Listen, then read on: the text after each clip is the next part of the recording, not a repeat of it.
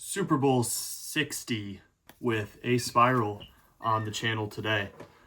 We're going to be going through both the teams and going through their defense and offense individually. I have a very simple rating scale on kind of how I'm going to decide who's going to end up winning. I got some breakdowns of specific players I think are going to be keys in this game and kind of some things to look for going into this game. So we're going to start with the Patriots D and the Seahawks O, specifically starting with the Patriots defense. They've been pretty good this year against what people have called a mediocre schedule, but I think that they've really shown that they can be elite when needed, specifically their interior defensive linemen. That's going to be a trend in this game, I think.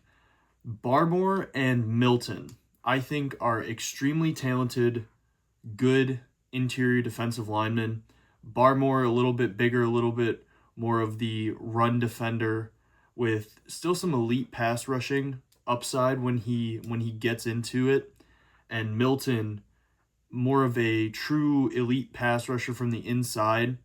We saw it last year when he was on the Eagles. He disrupted games in a huge way, and he got a bag this offseason from the Patriots to go and be part of that Mike Vrabel defense. I'll show some clips about what I'm talking about later. When it comes to the linebackers for the Patriots defense, the main three I would say are Spillane, Ellis, and Gibbons. Spillane is coming off an ankle injury that he suffered, and it says that he's slated to play, but with limited practices and it being close to game time, I wonder how ready to go he's going to be and how much Gibbons comes in with that green dot to make up for it if Spillane isn't truly ready, or if he's going to be on a snap count almost in the Super Bowl. Kind of crazy to say, but just because someone's good in the starter doesn't mean that he's not fully healthy. He'll be better than the backup. Ellis is a positive. I think he flies around. I think he's a great downhill tackler. When it comes to the DBs, the key for the Patriots defense DBs is Carlton Davis. If Carlton Davis is having a great game, their defense is going to look good. We know that Christian Gonzalez is great, and he's going to be, pretty much one-on-one quite a bit with JSN, and I think that's going to be a matchup to watch all game. It's going to be a fun game to watch between those two with how elite JSN is at route running, which I'll talk about later, and how good Christian Gonzalez is as a true man corner. When it comes to Carlton Davis, though, being on the other side, I don't think Gonzo is going to be following around JSN. So when Carlton Davis is on that side, are they going to be rotating over to kind of help him out? Or is it going to be the Carlton Davis show? And if he shows up, their defense looks good. I'm going to start by going basically up from the first clip of this cut up. The right guard, Quinn Meinerz for the Broncos, is going up against Milton Williams on the left. He's in a 3 technique from the looks of it. And we're going to see kind of what I mean when I say Milton Williams is going to be elite pressuring this Seahawks O-line. So as you can see, he has a good first get off. It looks like he makes an inside jab step, swims back to the outside and gets the edge, forcing Stidham to step up into pressure and then eventually having to roll out. Good job by Stidham being able to get out of the pocket, but I think that play just right off the bat shows kind of what Milton Williams is going to be able to do against the Seattle's offensive line. So here we're going to watch a clip of Christian Barmore. He is, again, in the 3 technique against Quinn Meinerz on the kind of top middle of your screen. This play doesn't end up going anywhere to either of them, but just watch his get off and his penetration on this play action run scheme. Boom. He is in the backfield, basically creating a new edge if this ball were to get handed off. It looks like Jaleel McLaughlin would have had to bounce this back almost to the 30-yard line and out, where you have Spillane and I believe it's K'Lavon Chaisson from the backside being able to kind of swarm to the ball I think this is another thing that the interior defensive line is going to be able to do against Seattle's O-line. So now we're going to look at one of Barmore's, really good pass rush, which is kind of why I was saying both of these interior D linemen are going to be a problem for the Seattle O-line. We can see he comes off the ball, boom, 1-2, plants, swims inside, and insta pressure on Stidham. Barmore has shown this when he's healthy that he can be a very good pass rusher and a great run defender. I think him and Milton Williams are going to cause some problems on that interior. The Seahawks offense is going to be something that is truly ran through two things, the run game and JSN. Darnold is going to be a facilitator this game when it comes to the passing game. JSN is an elite wide receiver one. He is so good. Tom Brady said it on the broadcast. I know this has probably been brought up 100 times now, but when he runs routes, his shoulders don't dip. His shoulders don't give away anything about what route he's running and where he's going to be going. His head snaps around anytime he makes the cuts back to the quarterback, and his hands are elite. I think A.J. Barner is also going to be a big key to this game. If you watch, Darnold likes going to him in these short to intermediate routes, especially in the red zone. I think A.J. Barner might have a touchdown in this game, and look to him to be kind of targeted early and often in this offense. Now, when it comes to the run game, K9 is the key to the entire game. He has that elite explosive gene in him. He makes insane plays, and he's always looking for the home run, which can hurt him. But I do think that in this game, you get one or two big runs from him that could completely turn the game. Now we're going to look at K9, one of his running clips, and why I think that he's going to have a big game. I think the Rams defense is better than the Patriots, especially when it comes to stopping the run and their front seven. As you can see, they're in 13 personnel. It looks like it's going to be an IZ split with the offset, basically fullback, tight end coming back across to seal off the backside edge. K9 lets this develop, kind of sits there, waits, sees this gap opening up. You can see that both of the linebackers are filling these gaps. But what does he do? He waits for the linebacker to attack to the opposite side, splits the gap, and just basically runs through Quentin Lake for 10 yards.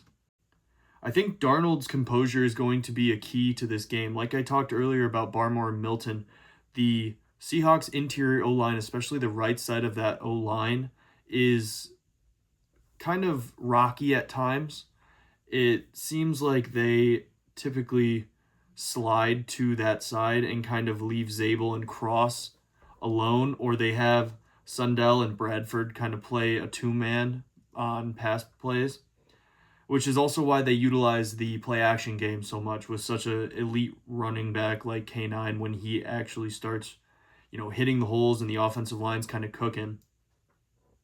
So I think if Darnold starts getting pressured from the Patriots' interior D-line, I'm going to look to his composure being the key.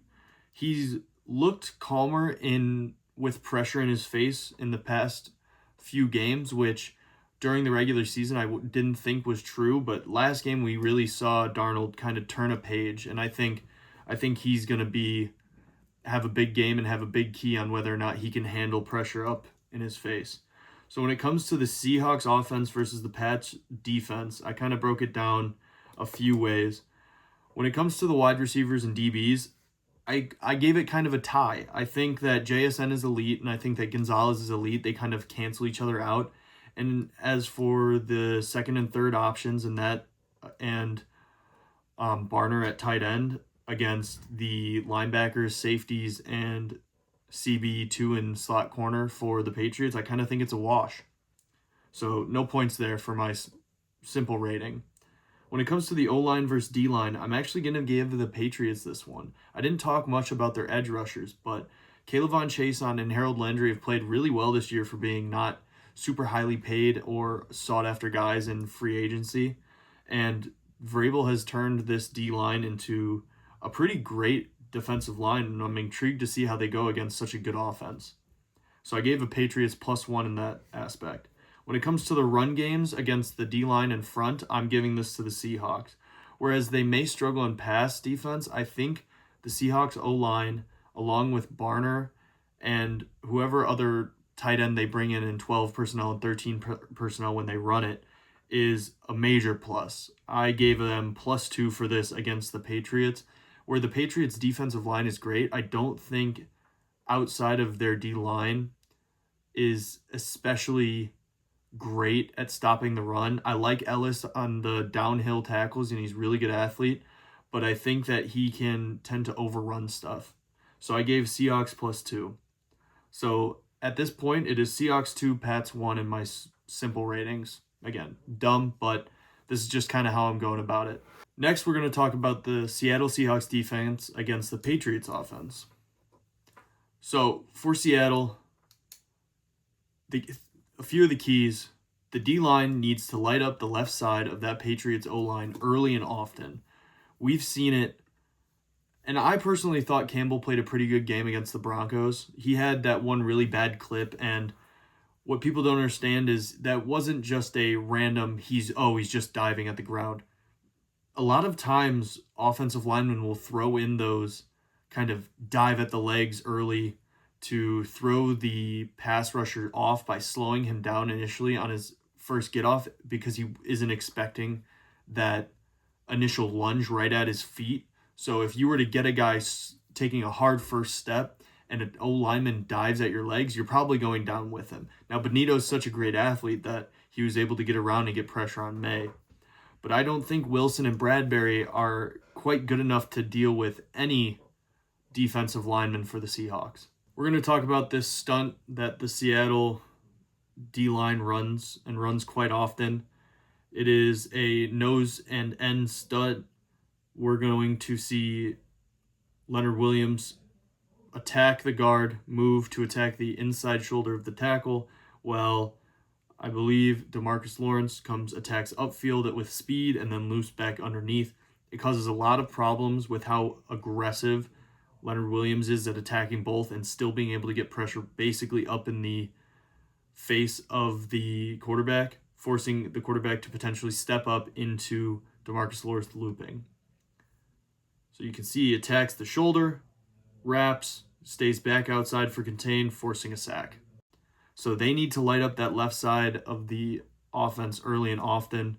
They need to stunt to try to combat the extra chipping that the Patriots are going to have with their running backs and their tight ends. And they need to worry about containing May on the run. We saw Drake May kind of light up the Broncos with his running game, and I believe he was the leading rusher in that game combined. So when it comes to the DBs, they need to make this wide receiver core look average. They need to play when they're pressing man on the line, they need to press them into the ground. I think Booty's a pretty good wide receiver 2 to 3. He's got great downfield ball skills, and I think he's got great speed. Diggs is a little older, but he still runs great routes and has really good hands. And Hollins is kind of just a big body with semi-reliable hands. But these corners and safeties, Witherspoon, Job, Eminwari, we got Love, Bryant, these DBs are some of the top DBs in the league, and they're all on one defense. They need to make the wide receivers for the Patriots look below average. As for the linebackers, they need to try to force balls on the ground. I know McDonald likes to run his 2 high shells with cover 2 heavy and having those linebackers kind of hover through the middle of the field along with Eminwari playing that slot corner. And the Patriots like to put the ball on the ground, and I think these linebackers are really good at forcing that. So I think the running backs and Drake May, anytime they're running, punching at the ball, obviously every defense instills that kind of thing, but I believe that these linebackers and safeties and defensive linemen can really make an impact if they can force 1, maybe even 2 fumbles from, May or one of the running backs. And I believe Nick Emenwari on the defense is going to be a game changer. He showed up in the Rams game. I think that him and Leonard Williams are going to be the two keys on this defense when it comes to making big plays against the Patriots. As for the Patriots offense, they're going to have to chip often against these stunts that the Seahawks like to run. They're going to have to slide left and kind of leave Onwenu and Moses kind of on an island sometimes. I do think that the Seahawks D-line outmatches the Patriots O-line, but I think where they're a little skeptical is their edge rushers. They don't have true elite ones. They just have a bunch of twos, if that makes sense. They can rotate. You can get Nwosu and Lawrence, and then when you swap them out for the twos, they're basically the same guys. So they're always fresh, which is why the Seattle defense is so good. But I think if they're able to chip and slide the line left and keep Drake May upright for a majority of the game, they look like they have a chance. Stevenson and Henderson are going to have to force missed tackles. This is something that the Seahawks do not do, is miss tackles. So Stevenson and Henderson are just going to they're going to have to try and force as many as they can. And you can say, oh, well, isn't that the goal every time? Yes. But a lot of times there are offenses that, you get 3, 4, 5 yards down the field and you haven't been touched yet. You don't need to force them. Seattle is going to be making contact with these running backs at the line of scrimmage. You need to try and stay ahead of the game script by forcing missed tackles early in the run. As for the wide receivers, I think Diggs needs to find these soft zones in these cover 2 shells and sit and let May get comfortable. Let Diggs use his route running and high football IQ from being a veteran and sit in these zones, and Drake May just needs to hit him.